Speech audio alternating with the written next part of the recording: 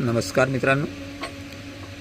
पवार कळण्याला फार वेळ लागतो, कारण जेव्हा सारा देश बोलतो तेव्हा पवार शांत असतात आणि जेव्हा सगळे थांबतात तेव्हा पवार तोंड उघडतात. प्रश्न अजितदादाच्या निधनानंतर ज्या घाईघाईनं सुनीत्राबाईंचा शपथविधी करून घेतला, त्या चांडाळ चौकडीचे पत्ते उघडे करायला सुनीत्राताईंनी सुरुवात केलेली आहे. सुनीत्राताई ह्या उपमुख्यमंत्री आहेत. सुनीत्राताई ह्या राष्ट्रवादीच्या राष्ट्रीय अध्यक्ष झाल्या आहेत. त्यांच्याकडं बीडचं पालकमंत्रीपद आहे, त्यांच्याकडं पुण्याचं पालकमंत्रीपद आहे, त्याचप्रमाणे त्या अनेक कारखान्याच्या चेअरमन आहेत.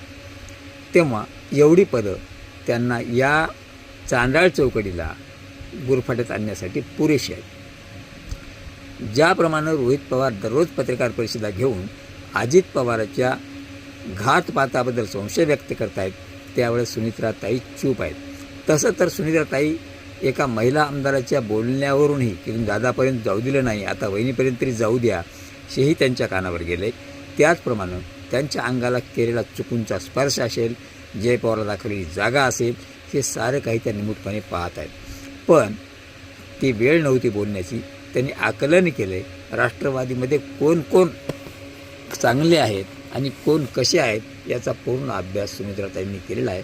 कारण त्या पाटील घराण्याच्या लेक आहेत, पद्मसिंह पाटलाच्या बहीण आहेत आणि शरद पवारांच्या सूनबाई आहेत, अजित पवारांच्या पत्नी आहेत. त्यावेळी आता त्यांनी सगळा अंदाज घेतल्यानंतर बाण सोडायला सुरुवात केलेली आहे.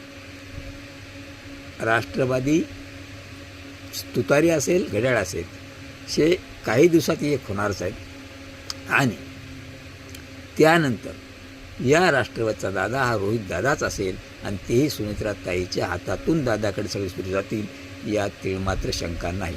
आणि शरद पवारांच्या निवृत्तीचं जर विचाराल तर शरद पवार, योगेंद्र पवार, पार्थ पवार, अजित पवार, जय पवार ही चारही पवारांची नातवंड सेटलमेंट झाल्याशिवाय पवार निवृत्ती घेत नाहीत.